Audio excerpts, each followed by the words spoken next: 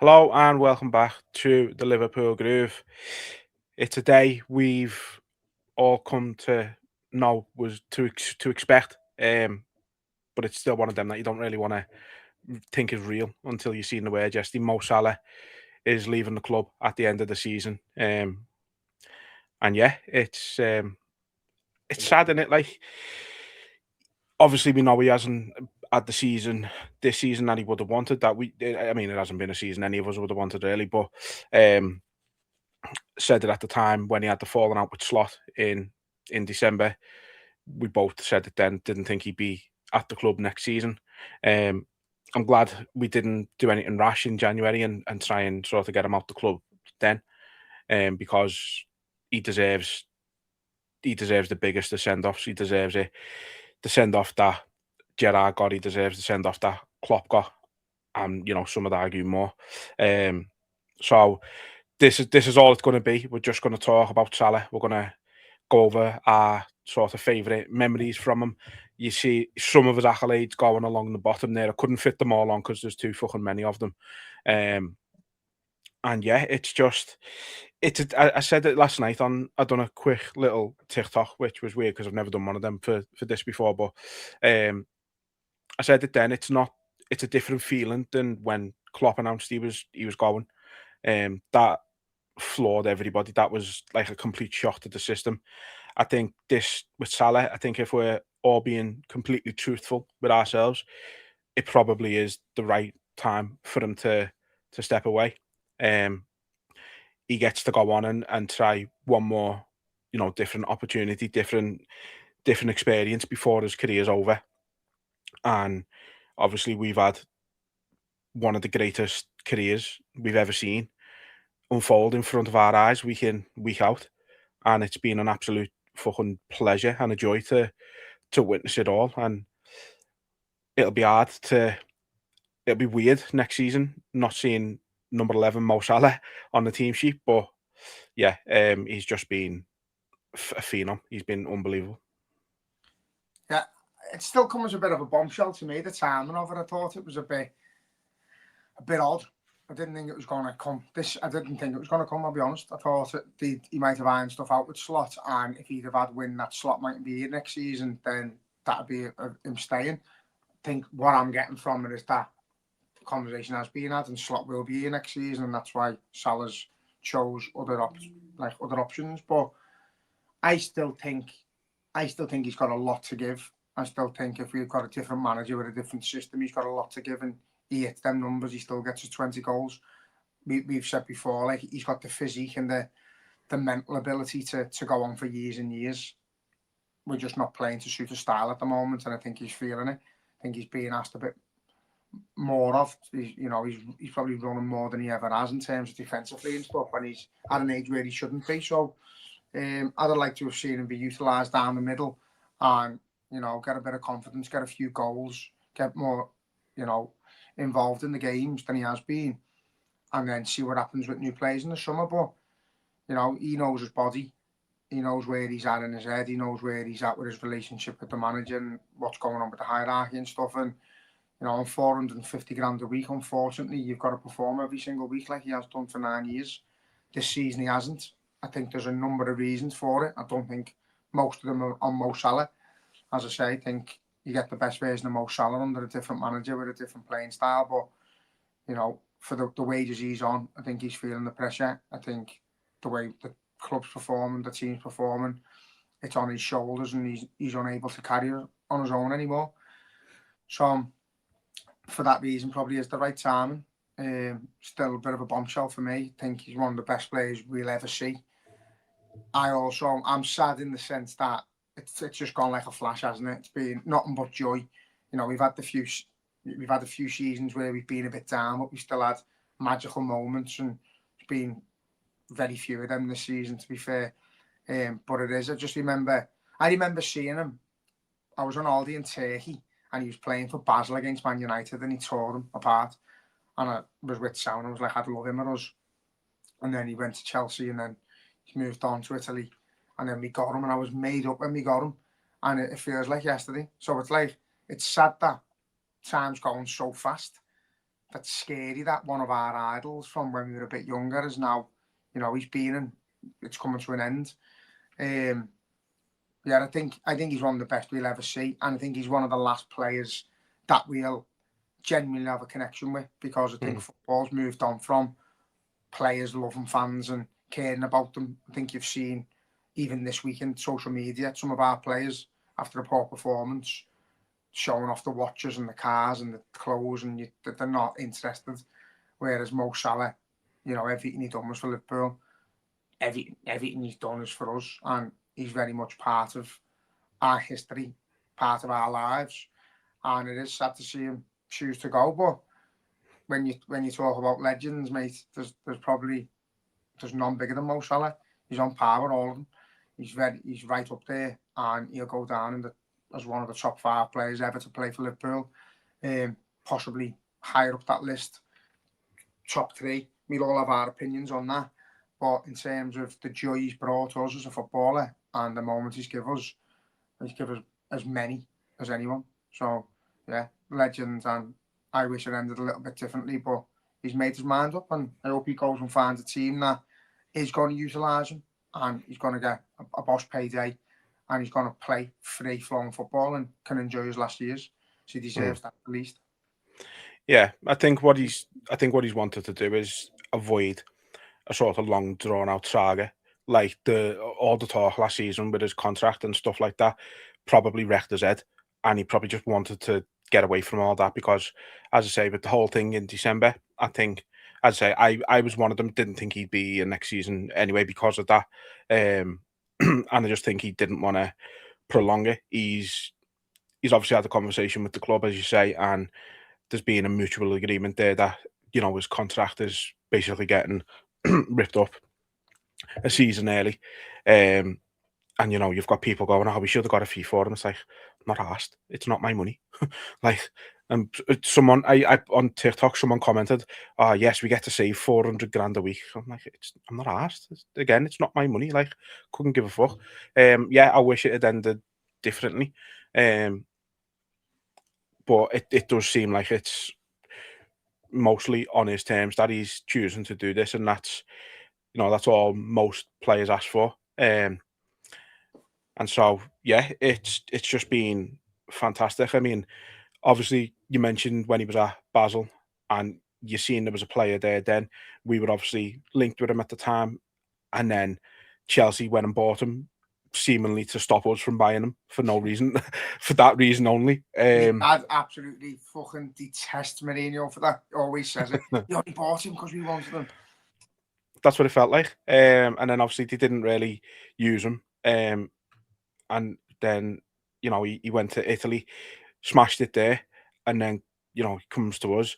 Nobody's really expecting any more. I mean, there's obviously a bit of expectation on him, but I don't think anybody's expecting what he ended up doing for us. I don't even think he was our first choice pick that summer for the position.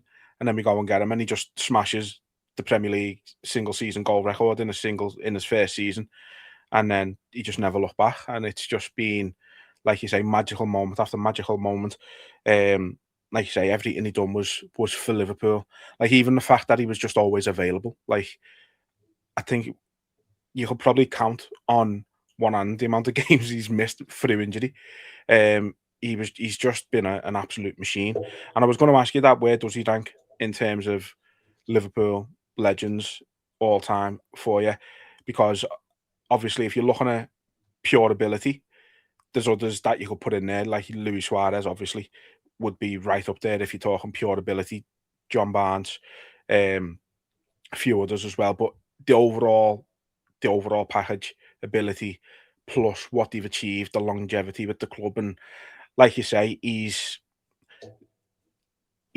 up there. It's only the only ones really I think anybody can say are above him are Kenny and Stevie. Yeah, I'd agree. I think obviously it's hard because you've got different eras, and you've got, you know, someone from Shankly's day might say Callahan or Hunt, and then you've got Paisley's day, and then you've got you obviously Kenny and Rush. But the players that have linked together, without Kenny, does Rush get his goals? Do you know what I mean? they combined as a duo then. So it was a magnificent duo. But I think Rush was very much what he was. He was a fox in the box. He was a goal scorer. He started that attack from defence and stuff like that. But I think our generation, football is different now. I think you've got to be an athlete. And I think Steven Gerrard was one of the players who was probably an athlete in his own right. He was probably a level ahead of most of the rest of the league where he used to stride forward and stuff. Gerrard's the best I've ever seen bar none because of the teams he played in. They just sheer determination and excellence of him. Dalglish wasn't fortunate enough to see play, but I've seen videos and he was magnificent. And then you've got Salah for me. I think Mo Salah's third. For me, Gerrard leads the pack because I've seen him play. Gerrard's the best to ever wear the shirt. As I say, the team that he carried, the stuff that we won when we shouldn't have won it, was down to him a number of times. He's got finals named after him. So for me, Gerrard's the best ever to play for Liverpool. But that's on the basis that I haven't seen Kenny play properly. And then Dalglish, based on other people's opinions and based on footage I've seen and the time he was at the club and what he won, he's second, and then it's Salah. And I don't think that list ever changes now. I don't think you're ever going to get a player who comes and does 9 seasons with you at the level Salah's given us. And it might sound a bit cry-ass. I know we've seen like Gerrard left. We haven't had a midfielder like him since he left. You know, we haven't had a forward like Rush since he left. We've had Torres for a bit and Suarez for a bit. But then Salah's been there, seen the best, seen the worst, seen, you know, us succeed, been there through tragedy. We've all been there together for 9 years. You know, he's watched us build like certain, like say from Shankly's, they build from the fucking floor up and reach the top, and he's been a pivotal in all of it. So I don't think Salah ever gets shifted off that third place because I don't think anyone else comes to Liverpool and does 9 years and sticks it out like he has and wins what he has. So it's a bit of a negative that he's going for me because I think it's the last connection we have with a footballer. And I'm a bit sad about that. Yeah, you're not the only person I've seen say that, in all honesty. And I think you're right. You know, you look at it all the time. You had it with Luis Diaz and his dad fucking saying how much he wanted to join Barca at every single opportunity he had. You've got Szoboszlai talking about, not him necessarily, but you know, there's obviously talk of him, how much he wants to go to Madrid. There's been talk of it with McAllister. I think there was a bit of talk about it with Gravenberch. Obviously, he signed a new contract now, so no issues there. But it's the same. It happens all the time, and you're not going to get players who spend a long time at a club anymore, unless, I think the only exceptions are if they've come through the academy and they're playing regularly, then they'll stay because it's their club, or someone like a Haaland who would stay there because realistically, Manchester City will go, well, all right, yeah, you can have him, but gives 300 million. No one's going to pay it. And there's not enough, and there's not many of them type of players out there anymore. You know, and so yeah, I think you're right. Like you say, some of the social media stuff we've seen this week, with players and like you say about the connections and stuff like that, and you know, obviously the talk was sort of Ekitike and Szoboszlai, about, and you know, Ekitike going off with a dead leg and things like that, and then rocking off to France with just whatever he was wearing. I'm not even sure what it was. And you know, I had someone comment like, why are we bothered of all the things that's going on? This is like bottom of the list. And it's like, all right, yeah, that's how you feel. But to me, it looks like we've got players who are more asked about their appearance than the performances on the pitch. And that's a problem for me. As good as Ekitike's been this season, and Szoboszlai, I don't want to get into this, obviously, because we weren't talking about the footy, but I think it's true. You know, you can see with Salah, if he has a bad game, you can tell that he's pissed off and he's disappointed with it, and he's furious, and you don't really get that as much with many players anymore. Because the difference with Salah, lad, is if we win and Salah plays well, you get a selfie, you get a picture of him smiling. in his own fucking with his top off in the fucking sauna or something. If he played bad and he doesn't play well or whatever, you don't see him, you don't hear from him, you don't get nothing. You've got players like, as you just said, Szoboszlai and that. Even Curtis Jones prancing around like a twat in some of the club that he's got on.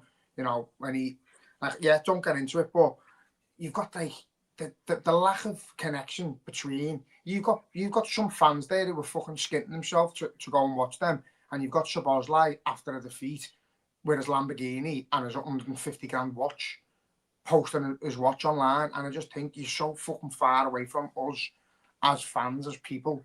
They don't understand. They live a different world, and that's why the humbleness of people like Salah, who've come up with nothing and they've stayed grounded and they've realised what it's like to struggle, and they never throw it in anyone else's face. You know what I mean? Like, imagine you just fucking paid out your wages for the 2 home games that season, and you've got fucking next to nothing left, and then you're seeing that company as big card and there's 150 grand watch on. No, that's not what it's fucking disgusted me, to be honest. It pissed me off, but that's the difference with Mo Salah, is he's never been like that. You know, we've seen what he's been like with like equality around like the Muslim countries and stuff, and how he's been outspoken about women and stuff. He's just been an absolute role model for all the right reasons. He's been world class on the pitch, world class off it. He's been humble. I feel like even the advert where it was like the Rocky thing and the kids are following in the street and that, it's like, that's Mo Salah. He was just, if you see him, I feel like you could shake his hand and he wouldn't think he was more than you. That's why he's the Egyptian king, because he's like a king. He's there for his people and with his people. So I'm genuinely gutted that he's going, lads, to be honest. I'm devil to think. I was seeing a picture of him the other day where like it was black and white of he was phased out, and then there was Robbo and Alisson, Van Dijk left, and you're like, next season they're gone as well. So it's a total rebuild, and all the best moments of our life will become memories, as they do. But it's sad that I still think he's got a lot left in the tank, and I think it's come a bit early because of reasons that aren't football related, and that's annoying. Yeah, obviously, I think everybody's got their opinion on why he's chose to leave. Again, I said it a number of times. I think it was hard to see a way back properly for him after what happened in December. And he's wanted to sort of go without much sort of commotion, much fight. And if that's how he's wanted to go, and he's asked for his contract to be sort of ripped up early, the club have owed him that. I think they've owed. I think there's enough respect between the club and the player both ways to come to that agreement fairly easily. And it's not like he's not going to have fucking many of the top clubs in the world still after him, because he is. He's absolutely going to have them all chasing him. But it's mad, isn't it? You talk about him, how humble he is, and his reach and what he's done for just his people and like the Muslim world and stuff like that. And it's, you look at his stuff outside of football, like he was named on Times fucking 100 most influential people's list in 2019. There's a mural of him in New York. There's fucking, he was taught in the Egyptian school curriculum. I'm sure I've seen somebody do like a dissertation about him in uni at some point. Like, he's an absolute global phenomenon. He's ridiculous. He is. And no, we're never going to see anybody else like him. The days of this, like you say again, the days of this type of player are gone. You've got Robbo, looks like he's probably going in the summer.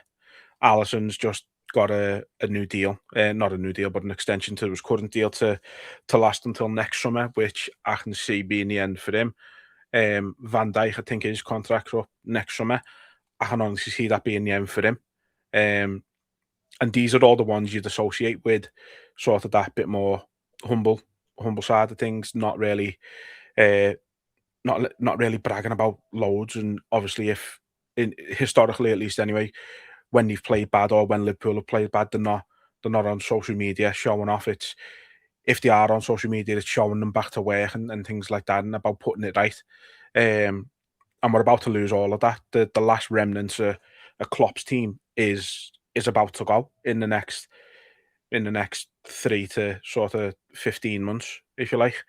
And and it's going to be a huge turnaround. Whether it's going to be Slot at the club to manage that turnaround, we still don't know.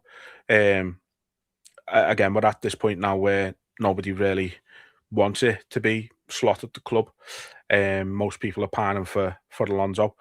But whoever it is in the summer has got a huge task because, you know, it's the unenviable position of trying to replace Mo Salah because there's nobody in world football that you'll bring in and have the same impact and longevity that he's had for the club. There's obviously names being banded around that people want. Anthony Gordon, his name obviously will keep popping up.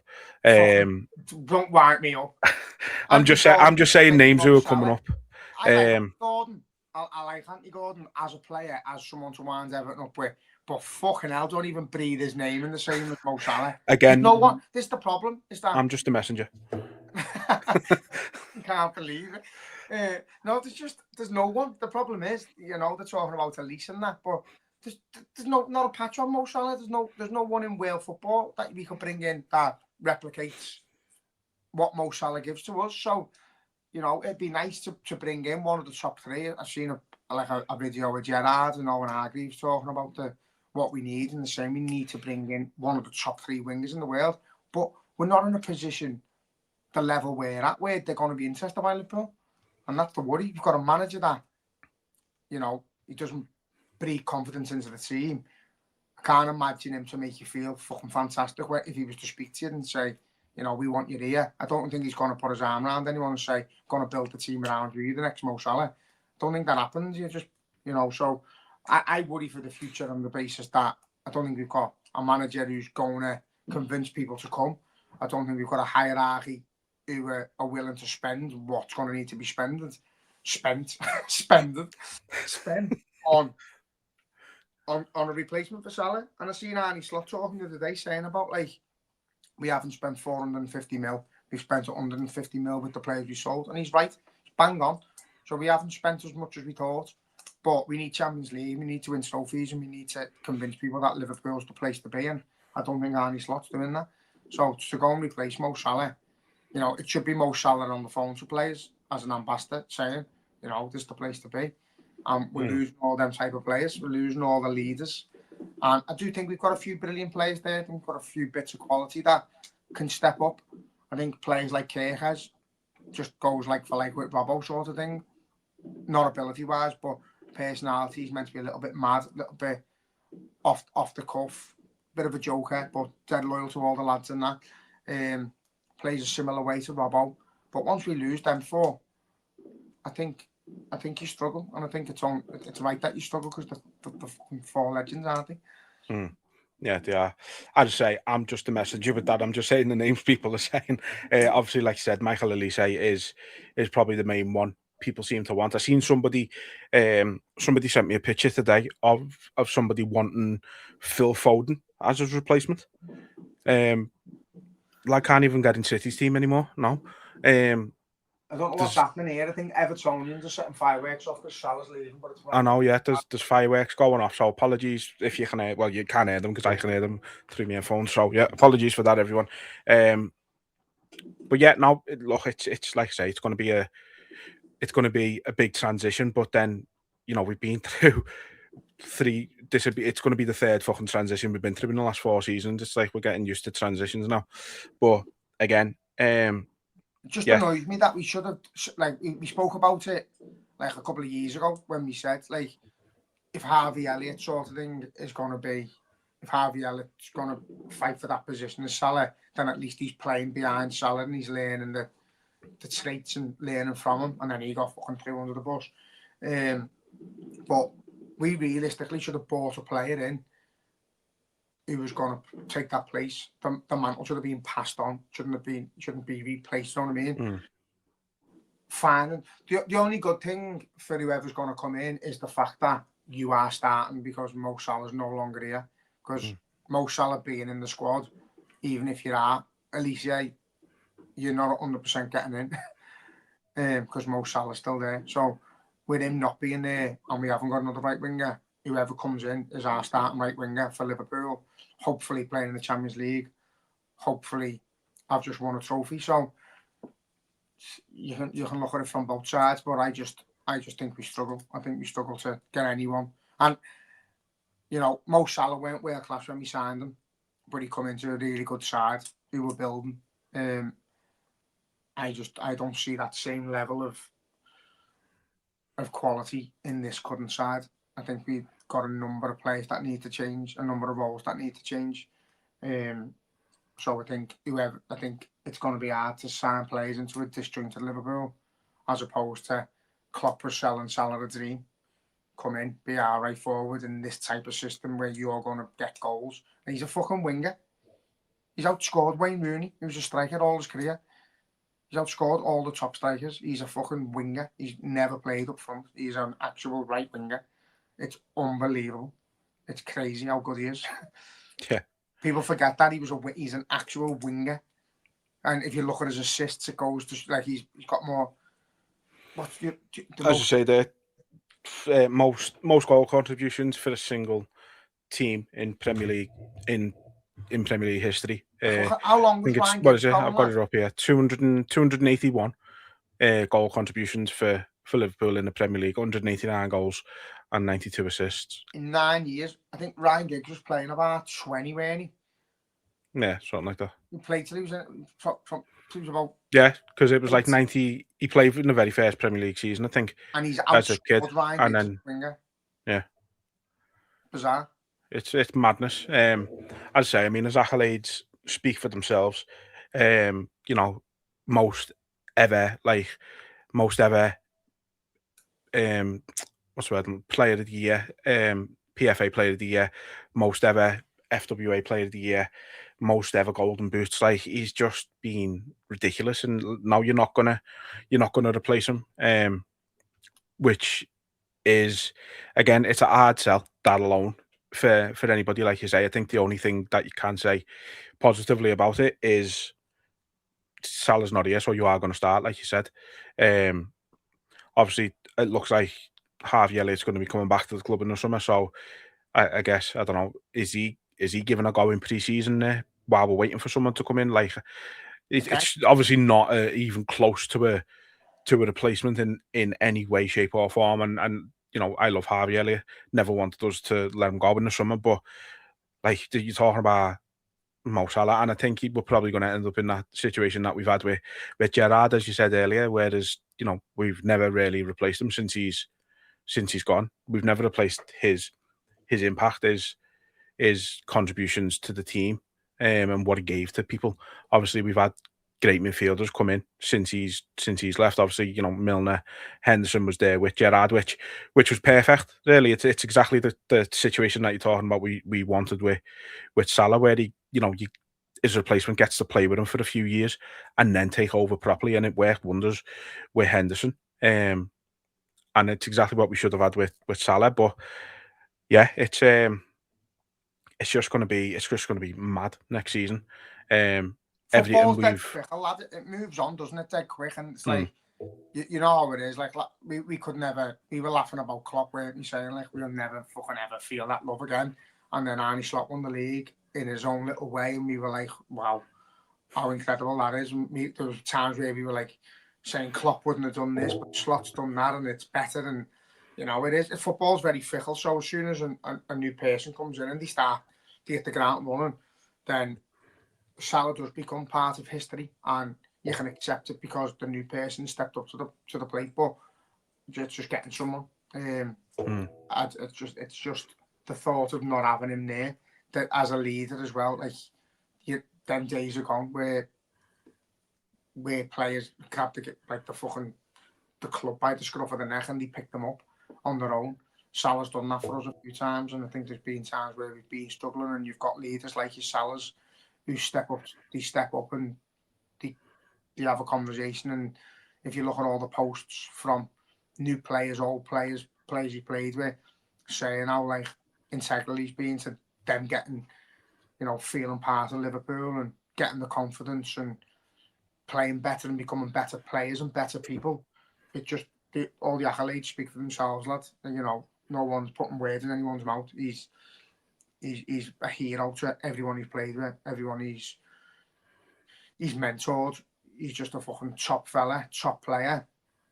And again, sadly, I think that the days are coming to an end of people like that, where that they just want the best for everyone. I think players now want the best for themselves. They want the biggest pay packets, the fanciest cars, the best watches, and they're not interested in what goes on the pitch. And I just hope whoever comes in can take a little bit of Salah and be like, this is me destination. I want to be at Liverpool. I don't want to use Liverpool to get somewhere else. I want to go and make a legacy. I want to go and beat Salah's records. I want to become the new version. And if that happens, mate, happy days, but can't see it. No, me neither. Talk about his Premier League records, and you know, you mentioned it before we started that graphic, like records before Salah and records after Salah, is just out of this world. Where does he rank for you in terms of all-time Premier League players? In terms of stats, he's number one. And there's no two ways about it. But in terms of, I don't know, there's only one player I could physically put above him, and it's Henry. It's the only player I could put above him. Henry was complete magic. But again, over the length of time, Salah's been here, and for what he's won, I think he's got to be the best. I do. I mean, it's hard to argue. Obviously, people will bring in what he's won with the club and things like that. Obviously, you've got, you know, all them United players who've won fucking God knows how many Premier League titles they won under Ferguson and things like that, which is a fair shout, I suppose. But it's also a little bit, you know, it's a bit of a nuanced one, because, you know, if you're just going off that, then you're putting Wes Brown above Virgil van Dijk. Exactly. So you can't mark off as a collective for individuals. As you said, like Phil Neville's better than Gerrard, then makes no sense. You can't do that. As a collective, like Manchester United as a unit and the players they had were well better than what we've seen with Liverpool, probably, in terms of what they won over that period of time. But make no mistake, Salah joined Liverpool when we were fuck all and we hadn't won a thing. And he was the start of us building. And he come in as like a sort of a creator, if you want. He's come in and we've created this fucking team, this system, this fucking monster to go and win everything you can win in football. Everything you can win in football. Man United never done that over the period of time. Fucking Arsenal never done that. They still haven't got a European Cup. So, yeah, you've got great players and great link-up players. You've got great duos, just like your Andy Coles and your Dwight Yorks and stuff. Players like that. You've got Henry with Perez and Lundberg and that. But you've got Mo Salah coming into a team that hasn't won anything with a new manager and then goes on to win everything. So again, that for me is there's your Mo Salah. He's part of something that was not successful, made it successful, made it one of the most successful things in England, and then still leaves on a high. So yeah, I think Mo Salah. Yeah. No, it's hard to disagree. As I say, his records in terms of contributions to the team speak for itself. You know, and it's hard to say, like, you know, oh yeah, he only won 2 Premier Leagues and things like that. You know, when a couple of seasons ago we were at, what was it, 2 goals or 2 games away from the quadruple. Yeah. Lost multiple Premier Leagues by a single point, while being, like, statistically some of the best teams the Premier League has ever seen. And he probably was the focal point in all of that. And that can't ever be discouraged or discredited. So, yeah, it's hard to argue that he's not the best. Again, I think probably it's only Henry, I'd agree with that 100%, who you can say is close to him. Obviously, there's a few players who've scored more, not many in fairness, but obviously Shearer, Kane and Rooney. But then you look at how long they were around in comparison to him, and the fact that he's not even that far off is is just ridiculous and a testament to him. Highest scoring foreigner in the Premier League. He Just took over Rooney, didn't he? No, I don't think so. No, he's still above him. Sure he has. Because I think it's Shearer, then I think it's Shearer, Kane, and then Rooney. I'm sure Rooney and let me see. I only looked at it before, like Premier League. All-time scorers. Let's see. Goals. Yeah. So Alan Shearer with 260, Harry Kane with 213, Rooney with 208, and Salah with 191. Now in the top 10, he is the only one who's still an active Premier League player. Is that just in the league though? Yeah, just in the league. Hasn't Salah outscored Rooney overall though? I don't know. He scored more. He scored more goals for Liverpool than any player ever has done for Man United. That might be what you're thinking of. But in terms of his overall career, I don't know if he scored more for Liverpool than Rooney has over his career. I can't think. Because don't forget, Rooney's goals don't just. He scored. So he scored. He scored more goals for Liverpool than any single Man United player in history ever has scored for Man United. He's one of the top goal scorers at Old Trafford, including Man United players. I seen a great video earlier today talking about it and talking about Salah, and the guy was saying he used to fear Aguero and he used to fear Drogba and Rooney and all these players playing against his team, but he never feared Mo Salah, because how can you fear something that you know is inevitable? You know that he's going to score, and you know that you can't do anything to stop it, so why be scared? And I just thought, you fucking hell, it absolutely reeled me in. I was getting ready to put a full-blown fucking essay in the comments, and he just absolutely switched it, and it was fucking brilliant. I'll have to try and find it, and I'll post it on Twitter later if I find it. But yeah, he was just that fucking one, wasn't he? Again, people will talk about he wasn't great on the eye, and then you look at some of the goals he scored, the way he fucking would take on 6 fucking. He'd do it against Watford, and then a week later he'd done it against City. Yeah. Like, you can't say that he couldn't dribble or he was bad on the eye, because it's just an out-and-out lie. It's not like Watford or a Sunday League team, do you know what I mean? He's took on like 5 defenders, sat them down, rolled them round, and then different gravy. Honestly, Puskas award and everything. Like, I mean, don't get me wrong, it probably didn't deserve the Puskas award if we're being honest, but the fact that, like, again, in the derby as well, we're never going to see anyone like him, are we, as we've said? No, and the joy of it is, we've said this loads of times, and it comes, it goes full circle, me too, but the way you feel when it's raw and that, I genuinely don't think we will ever see another Mo Salah. Don't think we'll ever see a winger grace the Premier League. I think football's changed where you don't really use wingers anymore. And I don't think you're going to see anyone as connected to the people anymore. So yeah, I think it's a sad, season for football, because that connection dies when Mo Salah leaves for us. Do you know what I mean? We won't be connected to a forward like that again for at least for a while. Do you know what I mean?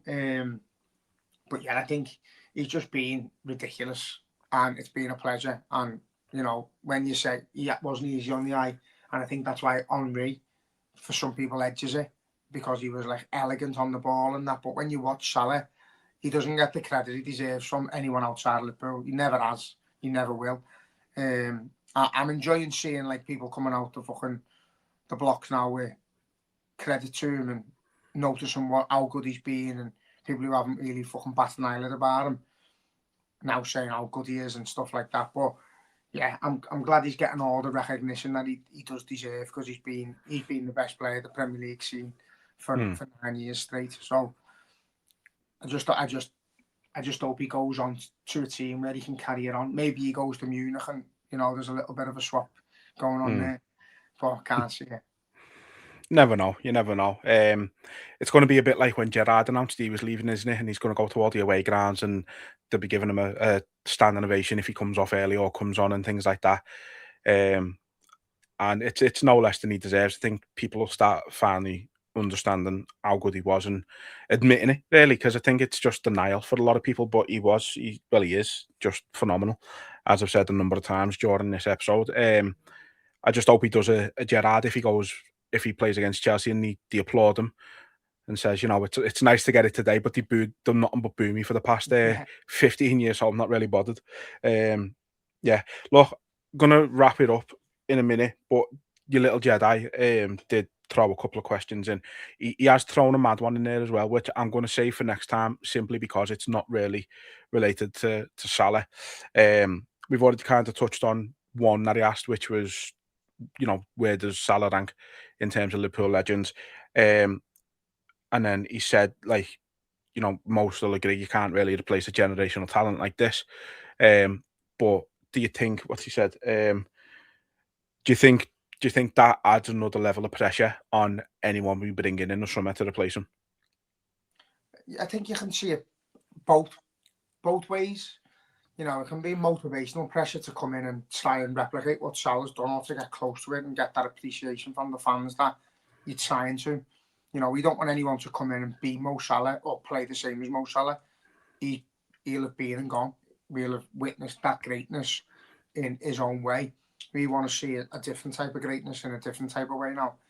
To come in, first things first, refuse the number 11 shirt. Don't, whoever comes in, do not take that number unless you've earned it. That'd be my first fucking thing. Do not take number 11 until you've started in 20 goal seasons and that. But yeah, I think the pressure is, you know, you've got to stand up and be counted. You've got to make shit happen. You've got to get us on the front foot, and you've got to score goals and get assists.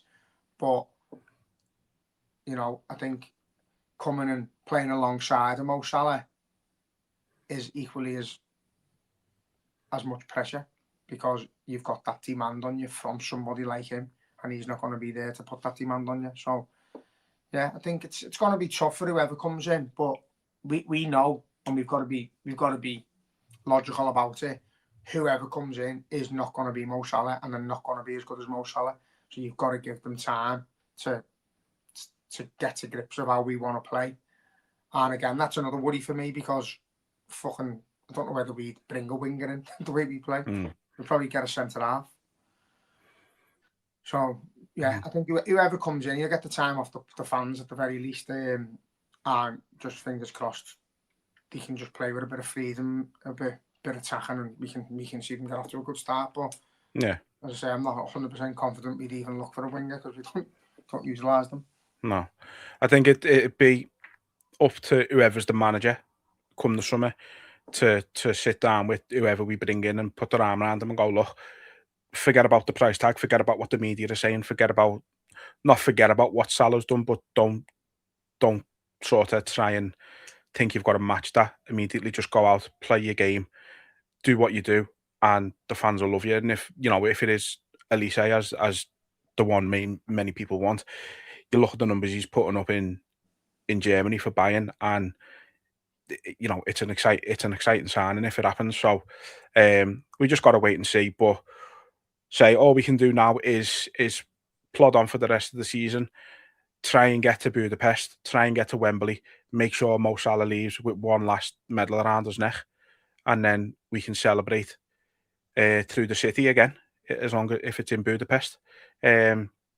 Come on back on that bus and fucking right round the city one last time, and then, you know, if he can get that, then somebody said earlier today, does Mo Salah deserve a statue at Liverpool? And my response at the time, I didn't actually put it out there, but my response looking at it was, if Kenny hasn't got one and if Stevie hasn't got one, then no, he doesn't. If we can go and get number 7 in Budapest and he's got a second Premier League, Champions League trophy, maybe. But we're never going to see another Mo Salah. We're never going to see anybody like him. And it is sad. Yeah, no, I agree. I think the statues, there could be fucking 30 players that get statues at Liverpool, because we've had so many brilliant players. And again, go back to from Billy Little to Shankly's day, to players who've been there and done it for years and years and years and spent careers at us. You know, if they haven't got statues, you can't just give everyone a statue. But for our generation, Salah's right up there with the very best. And yeah, it's going to be sad. I'm glad he's going to get the ovation he deserves. I'm glad he's going to get the big hurrah that I spoke to you, didn't I, when all this shit happened, and I said that the worst thing I can imagine is him just sneaking out the back door because he feels uncomfortable and he just feels unwanted. So, like, you know, we haven't really discussed the situation because you've got people saying, you know, I'm in two minds what I think's gone on, because I think the club have had a conversation with him. I think when he made that statement about being thrown under the bus and being blamed and not being wanted, I think the club have seen their arse over the wages and the output. And I think they're trying to claw a bit back. So while we're all saying, oh, it's a lovely gesture to not take a fee, you know, we're still getting like 13, 14 million back out of his wages, which you'd have probably only got about 25, 30 million for him anyway. And that would have affected the wages he got, which would have been a stumbling block in him going. So I think there's a bit of business being done, a bit of negotiating being done. I think for both parties, Salah's got no obstacles in where he goes because he's going to get good money because there's no fee. And Liverpool are guaranteed to save 15 million of next season. Again, I think it's been classy from both sides. I think Salah's handled it brilliantly. I think the club have handled it well. I think all the social media, you know, you didn't see that for trends. All the social media output from Liverpool, you know, they've made him know he's very thought fondly of. So yeah, it's just one of them situations now where I hope the season doesn't fizzle out, and I hope he goes out on a high, and I hope this news fucking gets into the blood of the current players, and they fight with everything they've got for him to get a win, to get a good send off, and to hopefully go out with another trophy, because he deserves that, and it'd be lovely if it can happen. Got no confidence in the group of players. I don't know whether some of them with Salah going might feel like they're on holiday or whatever because another leader's going, but I hope they all dig in, they all fight for the cause, they all fight for the badge, and they all give Salah a good send off because he deserves it. Yeah, and then some. So yeah, look, gonna wrap it up there. I am gonna just say before we finish, not anything related to Mo Salah, but seeing today, John Toshak being diagnosed with dementia. So just wanted to say, obviously, our thoughts and prayers are with him and his family. It's a horrific disease. And yeah, hopefully he's doing as well as he can be. So yeah, thoughts are with Toshak there. Yeah. But yeah, like I say, hopefully we can end the season on a high with some kind of medal around Mo Salah's neck. But until next time, thank you, Mo Salah. Nice one, Mo.